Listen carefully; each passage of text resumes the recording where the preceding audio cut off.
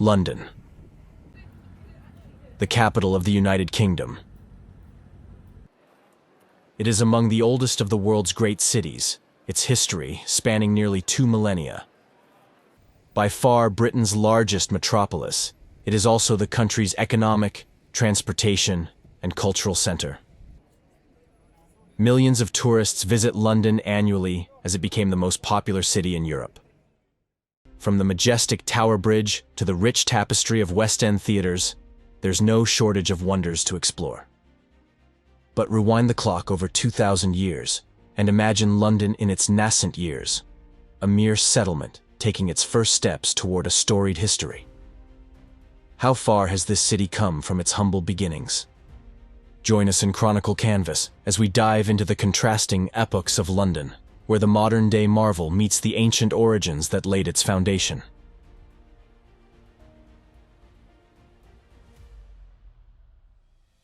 Although excavations have revealed the remains of circular huts dating from before 2000 BC, the history of the city begins effectively with the Romans.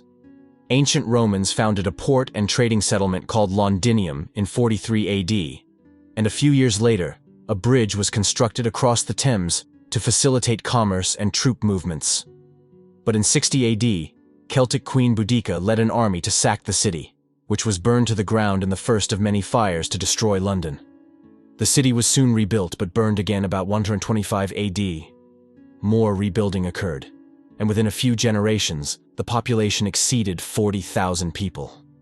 After the fall of the Roman Empire in 476 AD, however, the city was attacked numerous times by Vikings and other raiders, and soon London was largely abandoned. The city's fortunes began to change in 1065, when Westminster Abbey was established. 1 year later, after his victory at the Battle of Hastings, William the Conqueror was crowned King of England.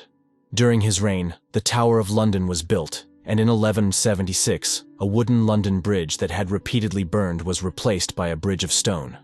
As the power of the Tudor and the Stuart dynasties grew, London expanded in size and importance. By the time Henry VIII was king, the population of London was at least 100,000. Tensions between Protestants and Catholics, however, darkened the otherwise prosperous reign of Henry's daughter, Elizabeth I.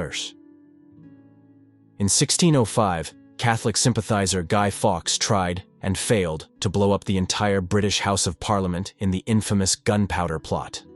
Real disaster struck in 1665, when London was hit by the Great Plague, which killed about 100,000 people. 1 year later, the city, which had swollen to about 500,000 in population, mostly housed in wooden structures, was again reduced to ashes in the Great Fire of London. In the wake of that inferno, many notable buildings were constructed, including Buckingham Palace and St. Paul's Cathedral. The Bank of England was founded in 1694 and was first governed by Huguenot John Houblon, who helped turn London into an international financial powerhouse. By 1840, the city had swollen to 2 million people, often crowded into unsanitary hovels, which helped create epidemics of cholera and other diseases. During the reign of Queen Victoria, London was well established as the prestigious seat of the vast British Empire, and while Big Ben rose above the city in 1859, the London Underground opened in 1863 as the world's first subterranean railway. But in the shadows of the great metropolis, Jack the Ripper stalked the city's women in 1888, killing at least 5 in one of history's most notorious murder sprees. Air raids caused about 2,300 casualties in London in World War I, and during the Battle of Britain in World War II, the city was bombed relentlessly by the German Luftwaffe. The London Blitz eventually killed about 30,000 residents.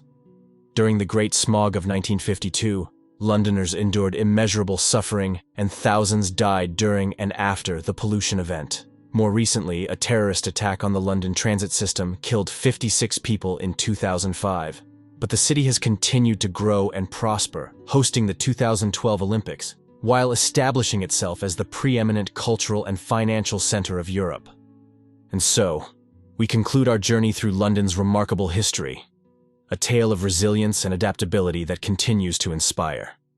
Join me on Chronicle Canvas for more captivating stories of human ingenuity and the enduring power of cities.